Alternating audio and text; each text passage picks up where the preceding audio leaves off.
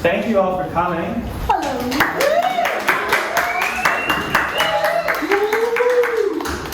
It's an honor, it's a pleasure. My name is Luca, I'm your host. I think I met mostly everyone here, I know everyone here. And today we're going to be featuring Clancy Philbrick. Yeah. So, a little bit about these events, if this is your first time, which is probably several of you because there's only been 2 of them. Is that these are designed as an opportunity for artists to showcase their work. But beyond that, to really talk about their inspirations, their techniques, and everything that goes into their work in a way for other creative people to learn and appreciate. And so we've got some really, really cool paintings. I'm a musician, as you might have guessed, and I've been asked to play a little bit. So, to kick us off, I'm going to Clancy. So,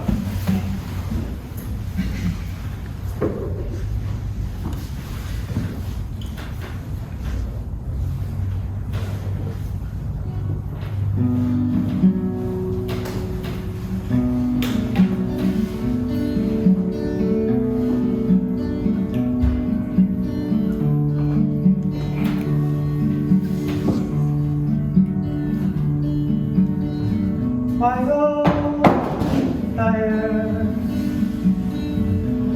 burns through the night, orange and red, deep open take flight, the morning still comes with a fresh coat of dew,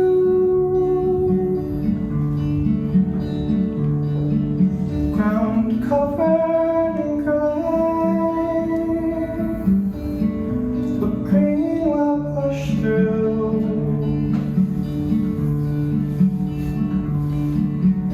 Wild fire.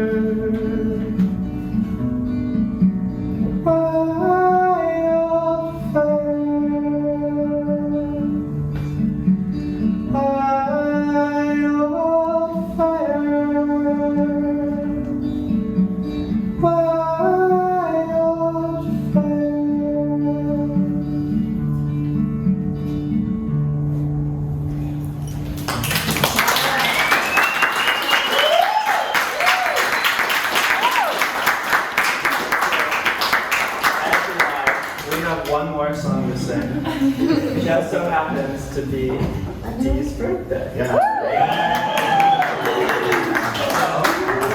Happy birthday to you. Happy birthday to you. Happy birthday, dear Dee. Happy birthday to you.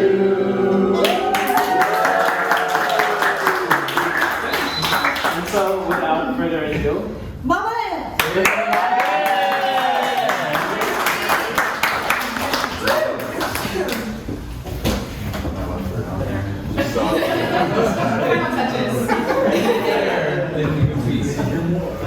I came here earlier and was like, I have to use this cabinet for something, so I put my speaker.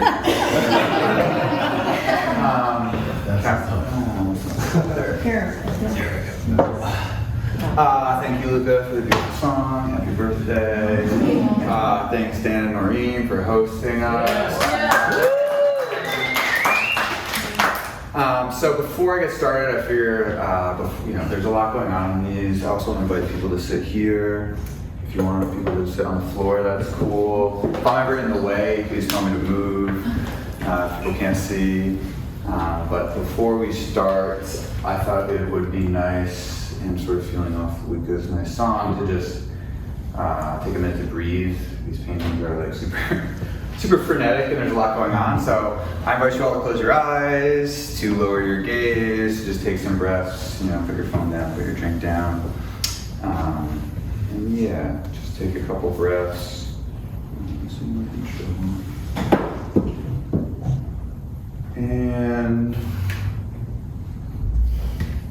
acknowledge that we all came here tonight, which is super special. We came from the South. We drove. We took cars, buses.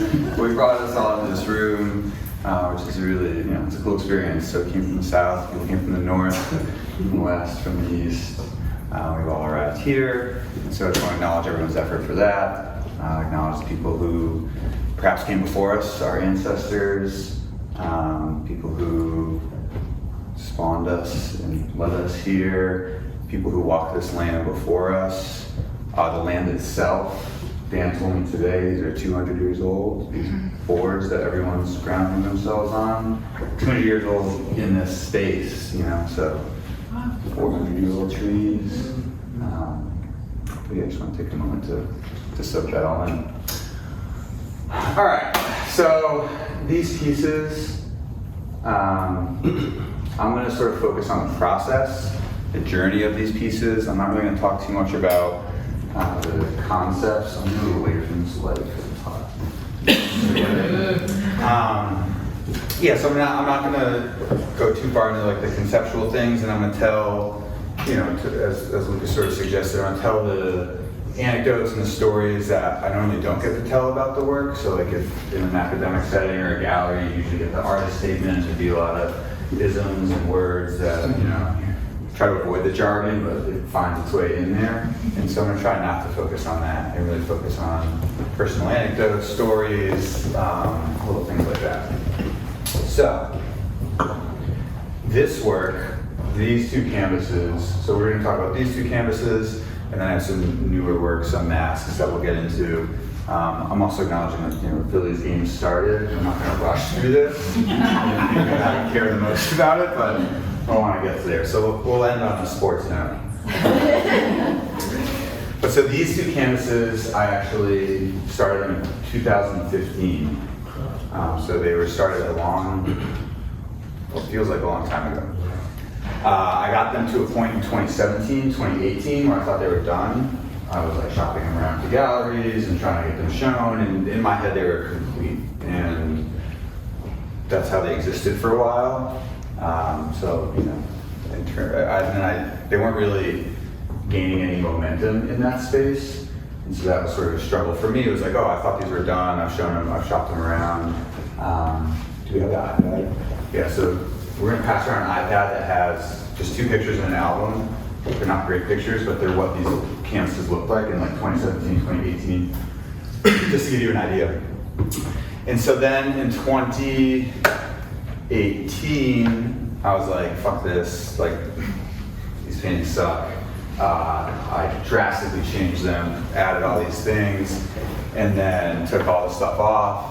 And then in 2018,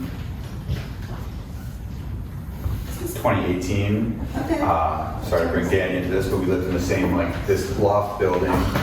And simultaneously in 1 week, we got kicked out of our housing. We had to go find a new space. And then I also got diagnosed with cancer and had cancer in 2019, which I recovered from. But those two events made me put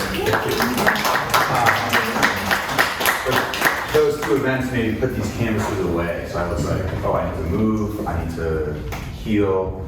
And so I put these canvases in storage, and then, we know what happened in 2020, the pandemic comes, and so they stayed in storage for almost 3 years.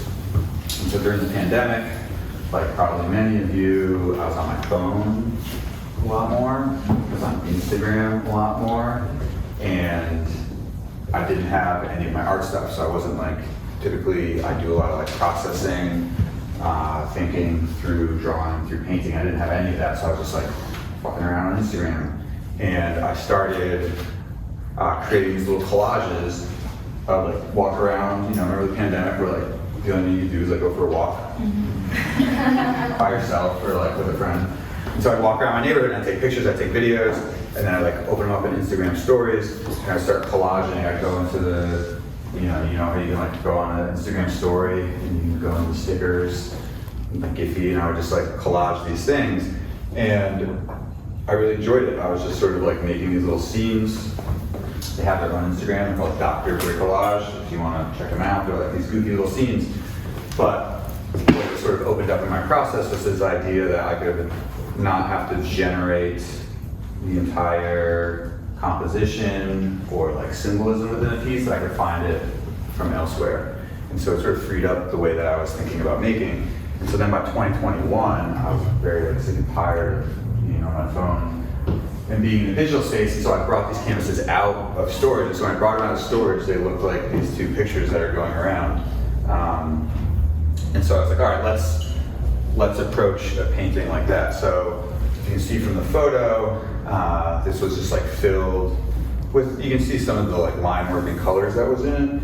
Definitely like a lot of inspiration from graffiti and street art. I have a facility in working with spray paint and drawing. A lot of my work's influenced by line work, whether it's like cartoons. There's definitely a cartoony graphic element. There's graffiti element. There's like Japanese woodblock prints have been very influential, old etchings, things like that. But so I came into this piece, and compositionally it was just like too full. There's nowhere to breathe. So the first thing I did was just like carve away the sides and let there be some white space. And then I took that like walking approach. I was like, all right, let's just start like walking and collecting.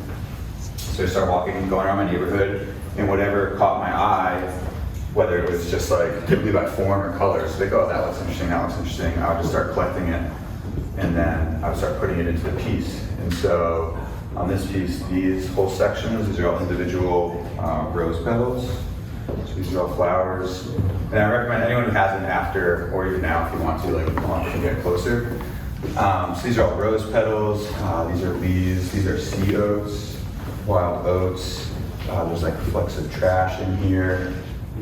There's these,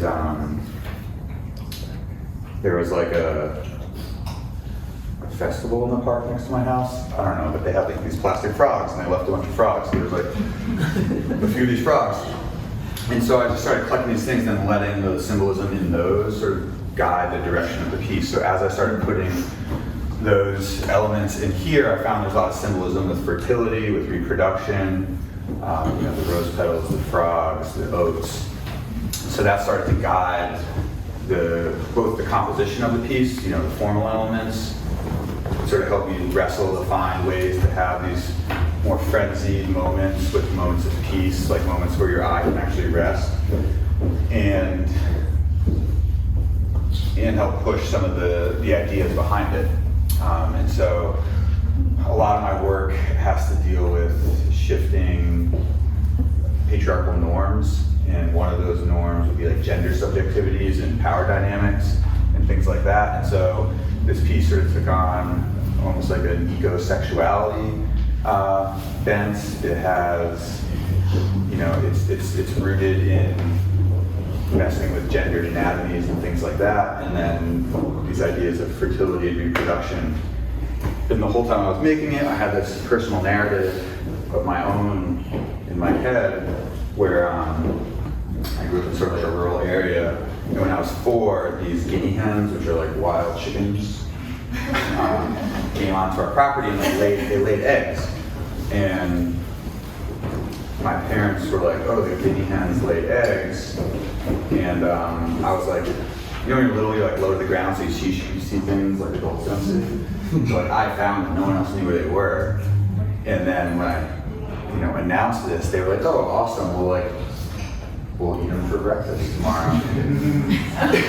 And I had no idea how eggs worked, but I freaked out and thought that like there was a little chicken in there. And so I ran over to the eggs and I like smashed them all to free. I was like, oh, I'm gonna free these chickens. And that's what this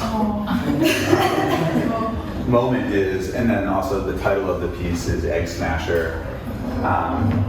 But my own ignorance in that like understanding of reproductive systems, of how like nature works and things like that, and tying it into the ideas that were sort of being generated with these collage elements that were just coming to me.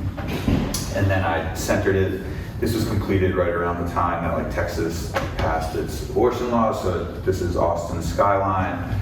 And then I also worked with a lot of like universal mythology or scenes Cheers, bounce. All good.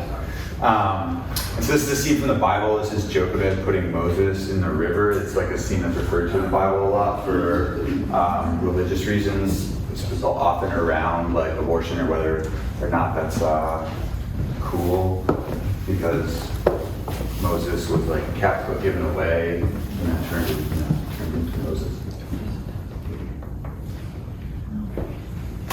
So that's this piece. That's Egg Smasher. This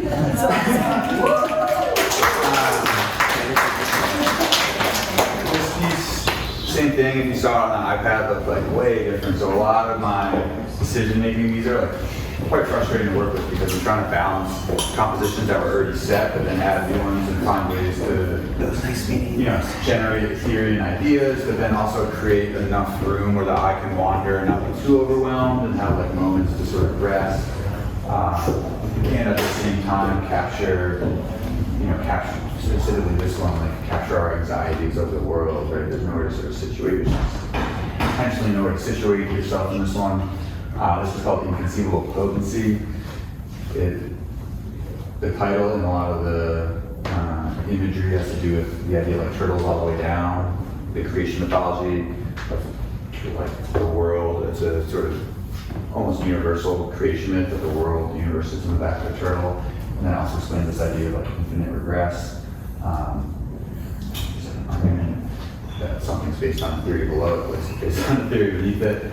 And then that only works if there's metaphysical plausibility. And so I'm getting lost in the concepts here, but those are some of the things, some of the thoughts and the interests that are going through my head. I feel bad you guys can't see it, but it sucks good. But this piece, I wanted it to be, I feel like Kyle or someone said when he looked at it, just like, oh, it reminds me of my daily life. Like I wanted this to sort of capture a frenzy, frenetic discomfort. And so I really pushed the color red. Red's a color, so most color theory is based on our like primal instincts.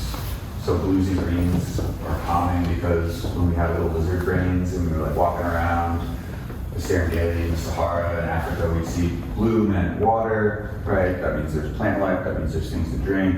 Green is shade, there's things growing here, there's maybe animals. Red is usually like fire, blood, things like that. So red as a color puts us on edge, makes us feel hot, makes us like make decisions quicker. Blood boils. That's why like virtually every fast food restaurant, fast food chain uses red. And yellow makes you hungry. It reminds you of like meat and grains. Red makes you make decisions quickly. So a lot of them will put it on their menus. So like you're just like sitting there, flying through your Chick-fil-A. But I wanted to highlight that red and sort of push that discomfort. This piece has a lot of things about consumerism.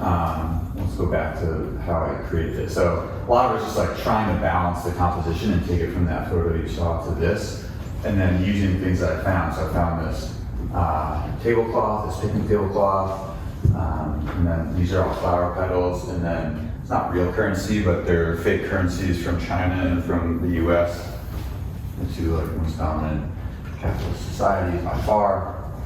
And then joss paper, which is something that is burned in cultures to like give gifts to the deceased. But often it's things like watches and cars. And so this piece, finding all these things, started to generate these ideas around capitalism, consumerism, and what humans will leave behind. And so these hands, people might recognize them. There's a cave in Argentina and one in France. They're like the oldest known. Not these ones, obviously these are like renditions of the oldest known human creations, so like 64,000 years old. But they're the first time humans were like using symbolisms or like either trying to like say like, oh, people were here or marking territory. We don't really know what exactly they were doing, but they were essentially doing like spray paint. They were blowing pigments through bone tubes around their hands. It's the first time that we know of that hominids were like, let's leave a mark, and what is that mark? Yeah, so that was the red and the sort of burnt crispiness. You got this like fried chicken, it's too hot, things are crumbling. I was really pushing for that, and then wanted this one moment of serenity, so I had this blue sort of cool pool in the middle, and then this childlike. Who did someone say? They say they reminded them of earlier.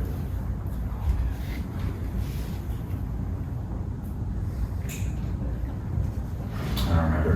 But the point is to like, I really wanted this like childlike moment where you have these sort of little creatures, and I created them based on, a handful of them are actually based on children's drawings, like kindergartners' drawings of animals, with these like dumb grins on their face that's sort of oblivious to the things that are going on around them. And that's inconceivable potency. Moving on to these masks, and we're gonna do a Q&A at the end, so if anything sticks out, you know, try to write it down and remember it. So the masks I've been messing with more recently, but same sort of came to me the same way, in a generative way. I was walking in the woods once behind a baseball field, and I found like hundreds of baseballs. And so I've always been interested in the actual construction of baseballs. Here, I'm gonna bring this mask over and have some more.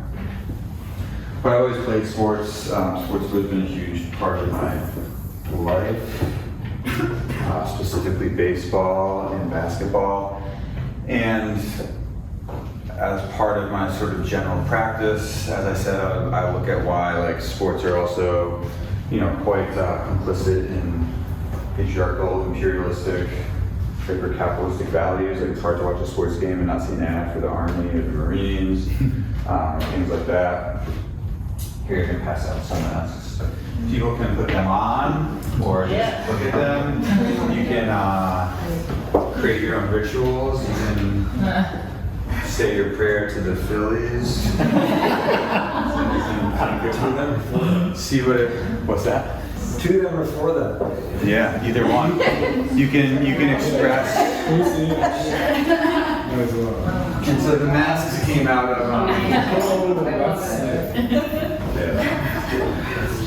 Can I put this on the speaker? Yeah.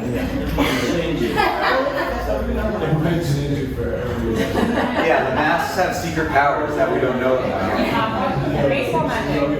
It could be baseball magic. It could be baseball magic. Yeah, so the masks, a lot of them are influenced by just general histories of mask making. Masks are used in a lot of cultures for healing rituals, for ways to express things that are in the sort of subconscious, things we don't know about, right? A lot of people are like, you put a mask on to reveal your true self. There's a cone I've been doing. What's that? Or to hide your true self, or to let out things that you couldn't let out when you don't have a mask on. Happy Halloween.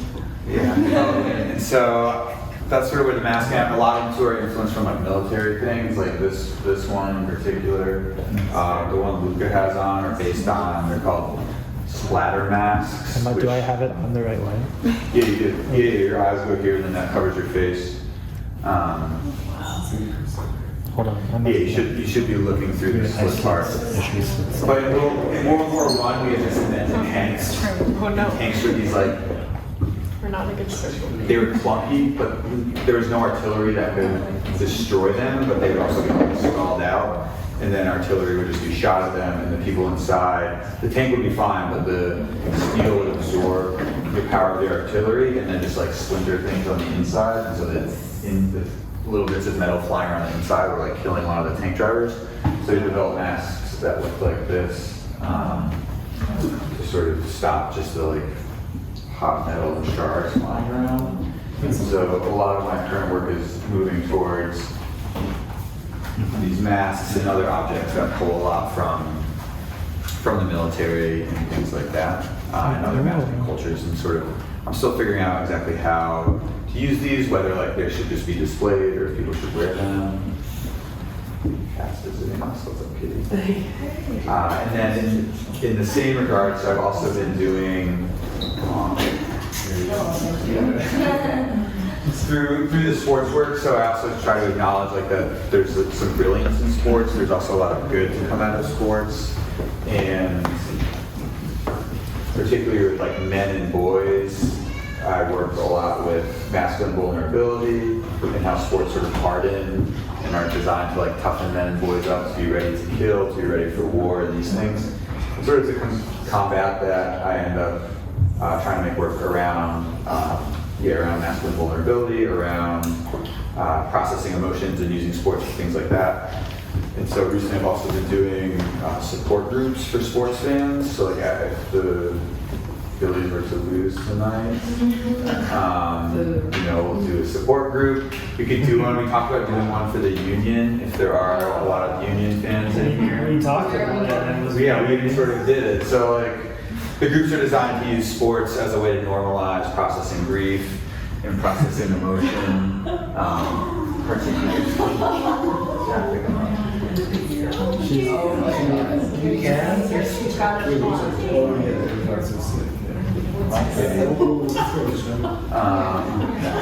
But yeah, that's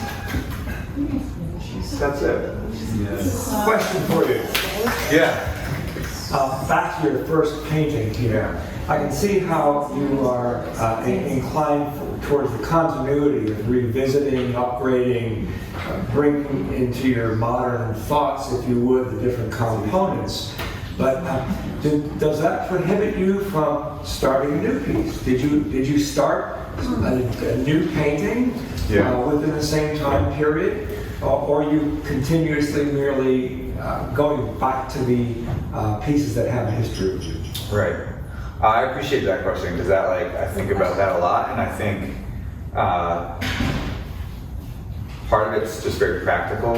My studio is in my apartment, and I have about 12 of these canvases in there that are like completed but not completed. And so since starting these, I have not completed a painting of the same like size or scope. I've completed a lot of like smaller drawings from scratch for like these masks or objects. But currently I have, for better or worse, this like mission to rework all those paintings from that time, and just like I don't have room for, I don't think I have mental space or physical space to start new ones from scratch. It's like Leonardo, we never finished one. Always revisited. Yeah. Is there something about connecting pre and post COVID in that process? Possibly. So like part idea that ties into a lot of my work, whether it's the patriarchal norms, masculine vulnerability, is the idea of like insecurity. And like during COVID, we all felt insecure. Not so much insecurity as like I'm a teenager, I'm not comfortable, like literal like loss, like not being. So there is this element that I've been thinking more about, where like here I am like taking things from a world that's like crumbling around us, whether it's flora and fauna or like trash, and, like securing it to a canvas and sort of grasping at the world around and trying to fixate it. So Immortalize it. yeah, I think it comes through more like that than in a conscious, like more in the process. Like for me, the paintings, as I said, I process off through the mask making. There's definitely like a way for me to process a lot of these things through the collecting of the objects, the deconstructing of them, and then like reforming them. Yeah. What is the actual technique of putting those, rose petals and you said These? the different stuff on the canvas? Remember as a kid, if you were like went out and got a leaf and like stuck it in a book and then flattened it? I get to do a lot of that. So these like going out collecting petals. These are also petals on this turtle shell. They're like small petals. Another one has a lot of lantern moth wings. So I'd like to collect like thousands of lantern flies, excuse me. So basically flattening them, drying them, sort of experimenting with some leaves like don't flatten nicely, like these are okay, but they're a little thicker. And then I just start collaging them and try, like these ones I intentionally was trying to get a pattern that would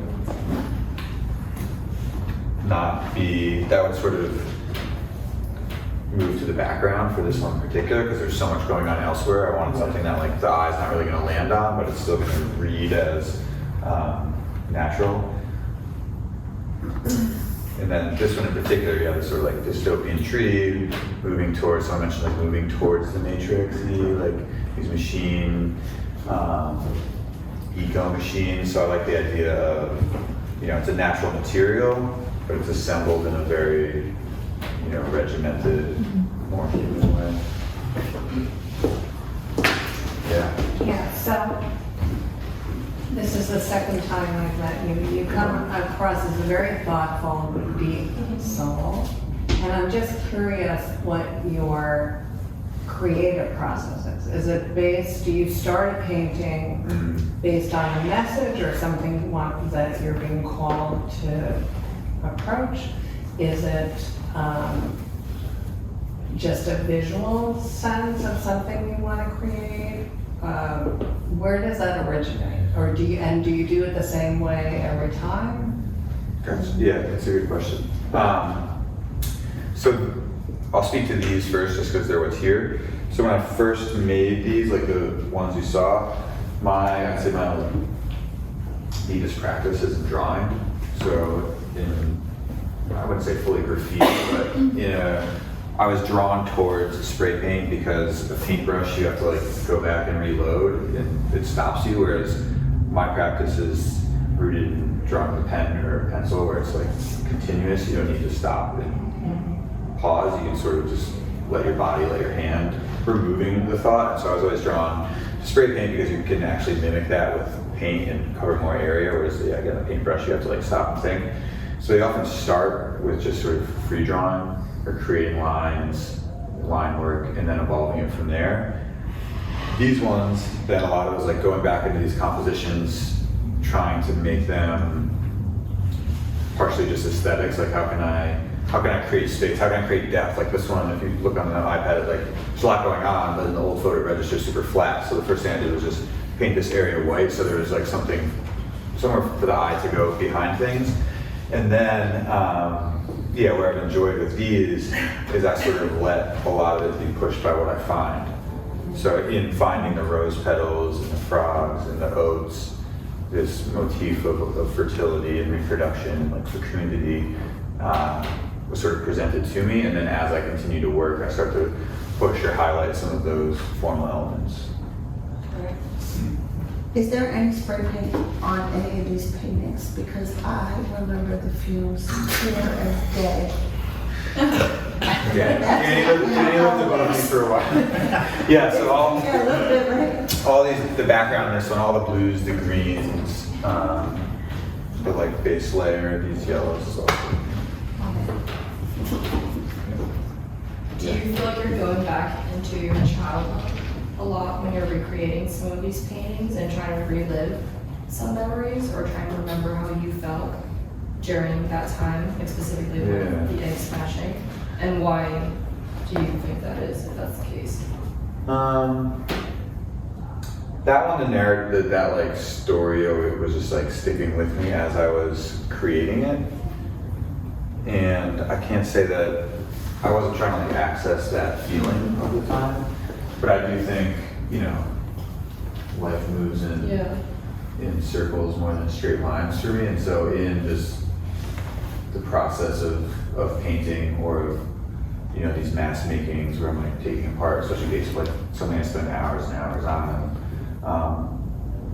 you can have like a family history of like playing baseball and those things, that there is certainly a process of just processing things. I wouldn't say I'm like moving back to access those emotions, but it happens.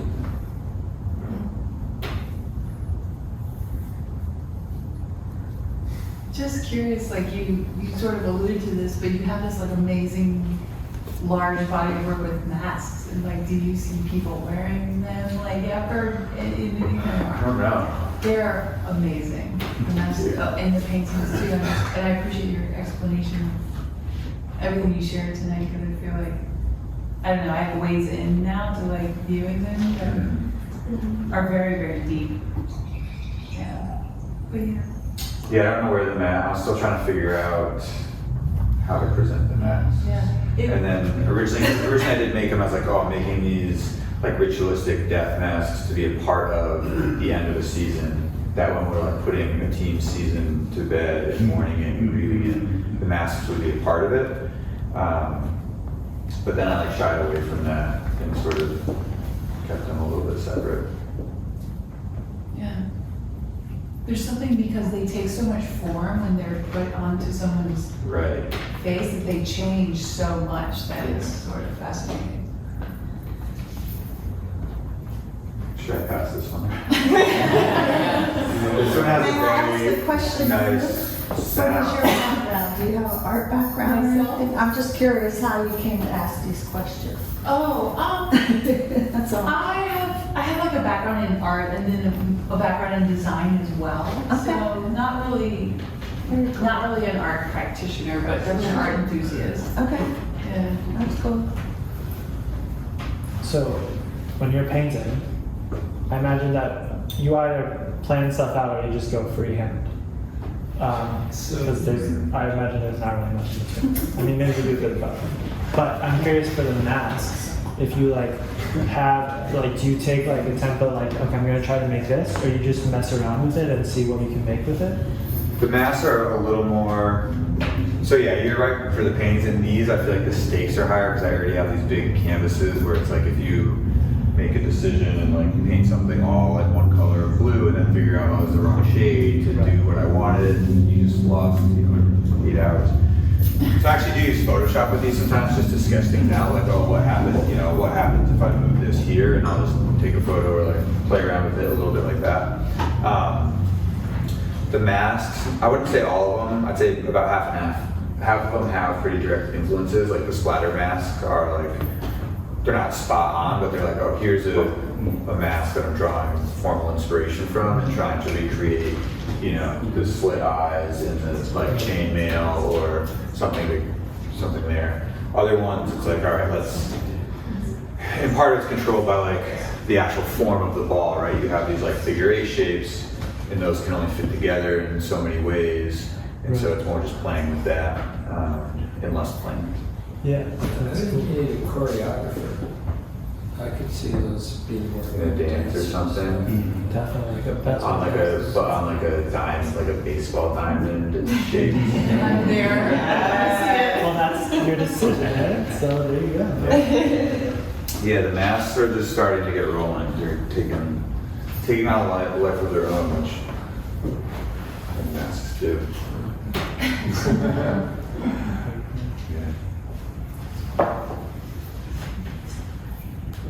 Thoughts? Other thoughts? Good thoughts. Oh, good Yeah. thoughts. Oh, man, this is great. Yeah. Really good stuff. I have a question, I guess.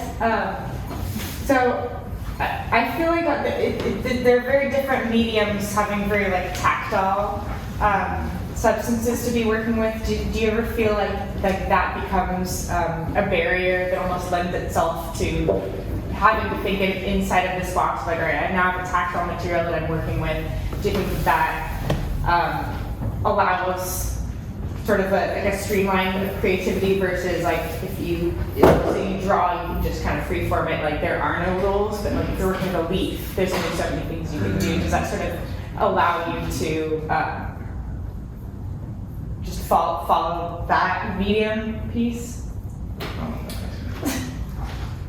I think so. I mean, I think I get it. Like, Yeah. there's constraints. Yeah, there's constraints, especially to like these ones are on there pretty good, and it's almost like wallpaper because the leaf soaks in. But like, if you really started picking at these, they would fall off. So there's certainly like constraints with the medium with some of the collage things. And they're do people see those? They're weeds, and they grow from like 2 feet to 40 feet in one summer in Philly, and they have the big like grape leaf. You know what I'm talking about? Yeah. They like grow to be like trees. But there's one of those behind my house, and the leaves are huge. They're like the size of these speakers, and I really wanted to put them in a painting, so I went out and I like cut a bunch, and I got like a huge atlas and like all these like crazy ways to flatten them. But they have this. When they got really dry, they were too brittle, and they have this like furry, sort of like underside, and so I couldn't use them at all. And know it's not like exactly where you're going, but there are constraints, which I actually enjoy sometimes because, especially when I'm like wrestling with reworking paintings.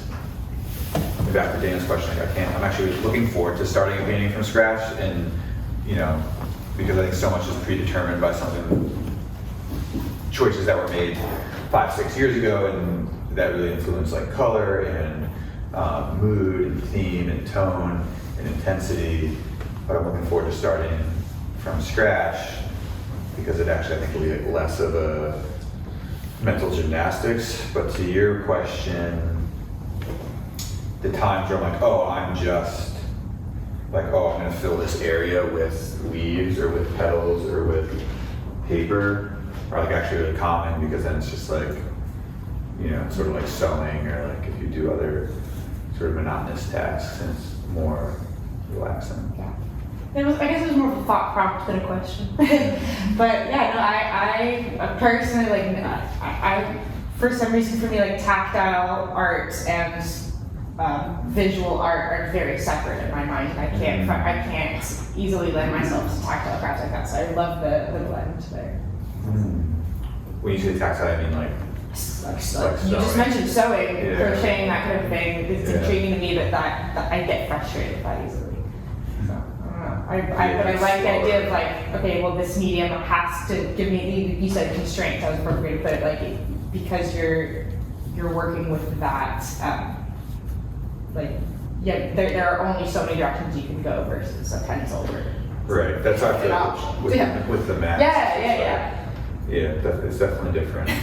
And the mask's more like, it's like, all right, I get my idea, maybe I sketch it out, and then it's hours and hours of execution. Mm-hmm. Whereas this is like paintings, like you can make a million decisions every second. Exactly.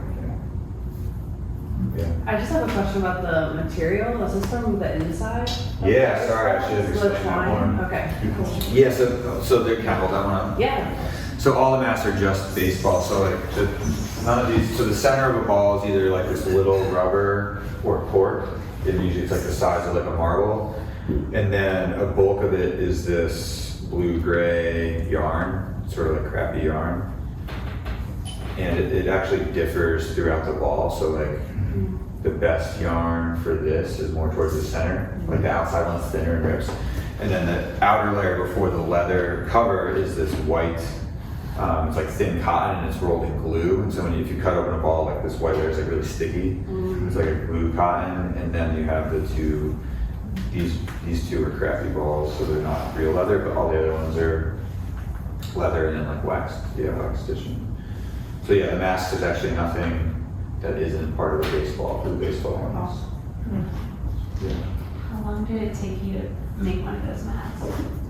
I don't know. You probably have better. It's hard to estimate because first you gotta go find the ball. Yeah, you gotta go find. I think we have a bucket of balls. And then it takes about a half an hour, 45 minutes to take apart. Like if I wasn't reusing the red stitching and just cutting it, it'd be a lot quicker. But I literally take it apart stitch by stitch. So that takes about half an hour, 45 minutes. And then, these probably take, I don't know, this probably takes like 20 to 30 hours a week, I'd say. Are you resewing them? Like what, how is it? Yeah? Yes, I've converted an old glove to like, so everyone's seen like a sailor's glove for sewing sails. It has like a metal part here for like pushing a needle through. So instead of, I should just buy one of those, but I remade one with duct tape and a penny. And, so I restitch it, and then all the yarn is just like macrame, which like I was taught over the summer, and it's like the only real knot I know, because it's really easy. It gives you the webbing. So have you played around with the baseball gloves? I actually just got 6 of them today. I have plans for some I have a bunch of bats. I've been collecting a lot of old sporting goods, and so I'm turning bats into objects and the gloves. I haven't messed around with gloves and masks. The gloves I currently have, I'm like playing just painting on top of it at the moment. Yeah, sort of combining, because I like keep these disciplines sort of separate, but I'm just like, oh, I haven't got like prime and glove, and then use that as a canvas to draw on.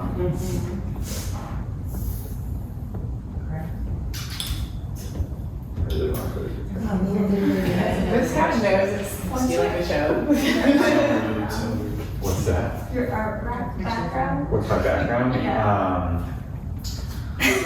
I have always made art. I was always drawing. You know, like I remember when I was little, like, oh, what?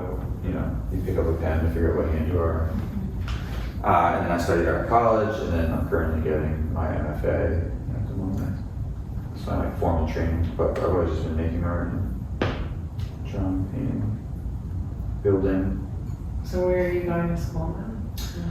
It's a long story. It's at the it's a low residency program at the University of New Mexico. Okay. Yeah, But your undergrad went faster, right? yeah, for graduate.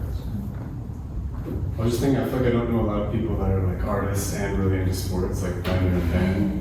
Do you feel like, I don't know, like, is there, have you met other people like you, or is it like somehow they're connected? There are, but I don't find them as much. It is, yeah, it's like in both worlds you sort of feel like an outsider. Yeah. Like, oh, like in the art world, like too broy in the sports world. But the more like talk about it, and there's certainly certain not. So who's your baseball team? It's really wisely. I like the sport more than I like anything. He's a Red Sox fan. I hate the Astros. Don't like the Astros. Cool. Speaking of which, you know. Yeah. Let's kill us for. Yeah. Did you set up an email list or anything? Oh, I did not. So there's a piece of paper and I made a pen. Yes. But I think I'm gonna I have bow lots of out. glitter and ones. I'm gonna let Luca close us out. Can we get a round of applause for Clancy?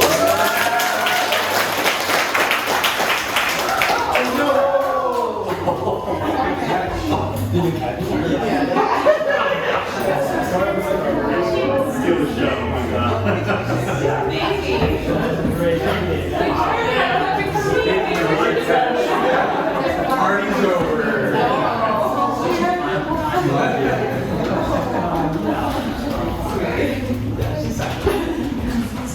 I actually like the work.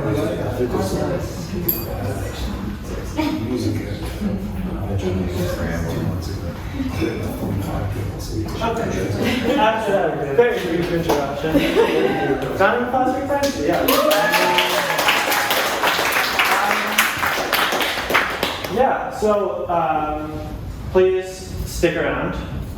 Check out the paintings up close. I think that these paintings are really worth, and the masks, of course, really worth not getting your hands on the paintings, getting your hands on the masks, but taking in some of the finer details. You're welcome to have some more food, have some more drinks. Couple of quick thank yous. First, I want to thank Natalie for making a lovely promotional flyer that's really fancy. I want to thank my parents for the space. And I want to thank all of you for coming.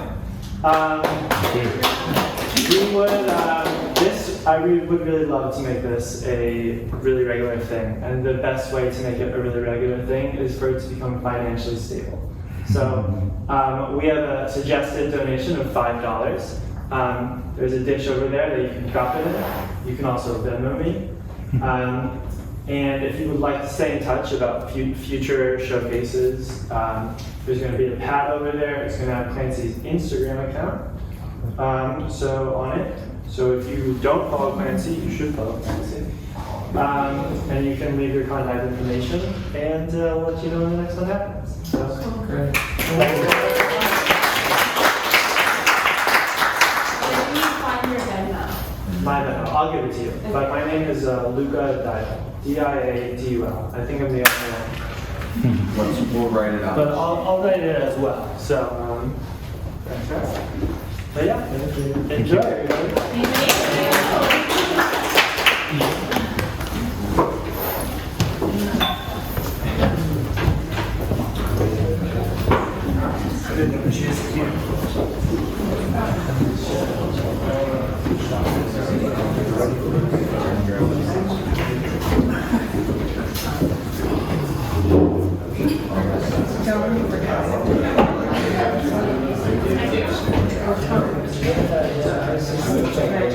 Because I know.